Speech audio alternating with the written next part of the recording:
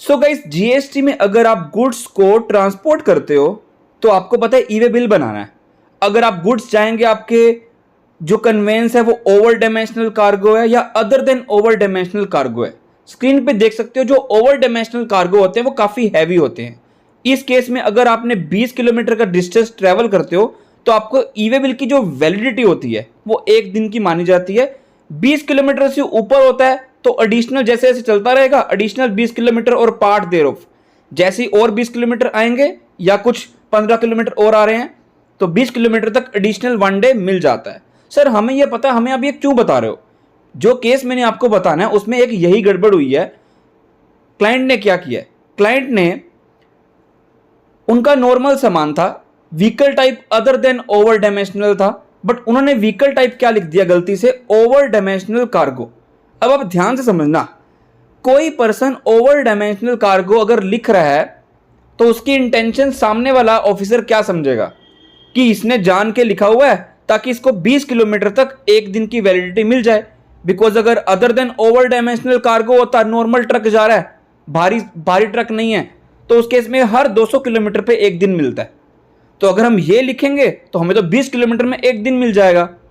तो ऐसे ही goods transport किए जाते हैं, टैक्स इनवॉइस बनता है, वैल्यूज बिल्कुल ठीक है, ई वे बिल भी बिल्कुल ठीक वैल्यू से बना है, सारा टैक्स का अमाउंट ठीक लिखा हुआ है, सारे डॉक्यूमेंट्स कैरी किए हैं, टैक्स इनवॉइस है, ई वे बिल है, डिलीवरी चलाना है, वैल्यूज ठीक है। बट ई वे बिल में जो व्हीकल टाइप है वो गलती से ओवर डायमेंशनल कार्गो कर दिया है।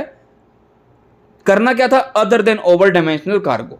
ऑफिसर क्या बोल रहे हैं, नहीं आपने जानबूझकर किया है over dimensional cargo so that कि आपको 20 किलोमीटर के लिए 1 दिन मिल जाए, अदरवाइज आपको 200 किलोमीटर के लिए 1 दिन मिलता। उन्होंने काफी रिक्वेस्ट की, सर ऐसा मेरी इंटेंशन नहीं है। तो आपको गाइस कमेंट बॉक्स पे बताना है कि क्या अगर आपने सारी वैल्यूज ठीक लिखी हुई हैं, टैक्स इनवॉइस ठीक है, कोई टैक्स की चोरी नहीं हो रही है, ई वे बिल ठीक है, टैक्स इनवॉइस ठीक है, टैक्स का अमाउंट ठीक है, तो उस केस में जब आपने ये गलती कर दी है तो क्या 129 सेक्शन के बेसिस पर आपके अगेंस्ट प्रोसीडिंग्स स्टार्ट की जा सकती है? सेक्शन 129 क्या कहता है, जितना का भी टैक्स अमाउंट होगा उतने ही अमाउंट की हम 100% पेनल्टी आपसे मांगेंगे, पेनल्टी चार्ज की जाएगी आपसे, आपके गुड्स तब तक हमारे पास ही रहेंगे, डिटेन करेंगे, हम जाने नहीं देंगे गाड़ी।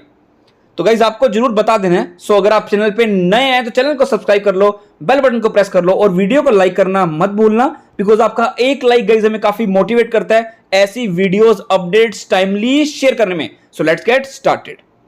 केस गाइज गया था गुजरात हाई कोर्ट के पास। इसमें फैक्ट्स क्या थे, जैसे मैंने आपको बताया सब कुछ ठीक था, गलती से व्हीकल टाइप गलत लिख दिया, ओवर डायमेंशनल कार्गो लिख दिया। रीजन में मैंने आपको बताया कि ऑफिसर क्या इंटेंशन समझ रहा है कि ये क्यों किया गया है। फिर जो टैक्स पेयर है उन्होंने क्या की, रिट एप्लीकेशन लगाई, ऑफिसर को बताया कि नहीं नहीं ये गलती से हो गया है, मैंने गलती से व्हीकल टाइप ओडीसी लिख दिया, ओवर डायमेंशनल कार्गो लिख दिया। Issue raised was whether in fact it was a bona fide mistake on the part of the writ applicant of whether it was a mischievous act with a view to deriving some illegal benefit। because officer तो सोच सकता है ना कि जान के ओडीसी लिखा हुआ है ताकि हमें वैलिडिटी ज्यादा मिल जाए, सिर्फ 20 किलोमीटर तक की, इसलिए लिखा जा रहा है। बट कोर्ट क्या कहती है, कोर्ट ने रेफर किया सीबीआईसी का सर्कुलर जो कि 14 सितंबर को आया है, सर्कुलर नंबर 64। अभी तक तो आपको वो सर्कुलर याद हो जाना चाहिए, हम बहुत बार डिस्कस उसे कर चुके हैं। उस सर्कुलर के बेसिस पे वो सर्कुलर क्या कहता है, उसकी इंटेंशन सिर्फ, उस सर्कुलर की इंटेंशन सिर्फ इतनी है कि अगर आपकी ई वे बिल की वैल्यूज ठीक है, टैक्स इनवॉइस ठीक है, टैक्स का अमाउंट ठीक है, अगर छोटी मोटी गलती हो रही है, मतलब एचएसएन के डिजिट्स में गलती होगी, डॉक्यूमेंट नंबर में गलती होगी, पिन नंबर पे गलती होगी, एड्रेस ठीक हो जाए, नेम में कुछ गलती हो गई, इस केस में जैसे आप देख सकते हो व्हीकल टाइप की गलती हो गई, तो उस केस में जैसे कि हमने एक केस डिस्कस किया था जिसमें डेट की गलती हो गई थी, तो अगर आपकी टैक्स की कोई चोरी नहीं हो रही है ना, तो उस केस में आप सर्कुलर का बेस लेकर सामने वाली पार्टी जो टैक्स पेयर है उनकी बात सुनो, उनकी गाड़ी जो है उनके गुड्स को जाने दो और उनके ऊपर सेक्शन 129 की प्रोसीडिंग्स मत लगाओ। यहां पर सब यही लिखा हुआ है जो कि सर्कुलर में बताया हुआ है। उसी फैक्ट्स के बेसिस पर कोर्ट ने क्या बोला, court noted that the goods of the writ applicant fall with in the circular, कि सिर्फ व्हीकल टाइप गलती हुई है, बाकी सब कुछ ठीक है। The manner in which the writ applicant has proceeded so far, मतलब उन्होंने मानी है कि हाँ मेरे से गलती हुई है, मैंने व्हीकल टाइप गलत लिख दिया, बट मेरी इंटेंशन चोरी की नहीं है। अगर इंटेंशन चोरी की होती तो मैं टैक्स का अमाउंट गलत लिखता। इसीलिए कोर्ट ने क्या किया, रिट एप्लीकेंट को बेनिफिट ऑफ डाउट दिया।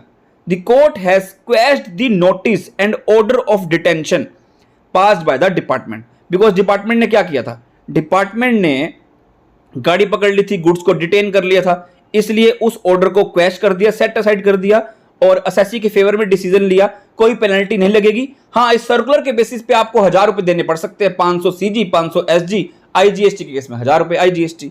सो आई बिलीव आपको वीडियो काफी अच्छी लगी होगी। ऑर्डर की कॉपी आपको मिल जाएगी मेरे टेलीग्राम में, वहां पर हमने ऑलरेडी सर्कुलर शेयर किया हुआ है, टेलीग्राम का लिंक डिस्क्रिप्शन बॉक्स में। वीडियो को लाइक करना मत भूलना। Till then good bye and thank you so much.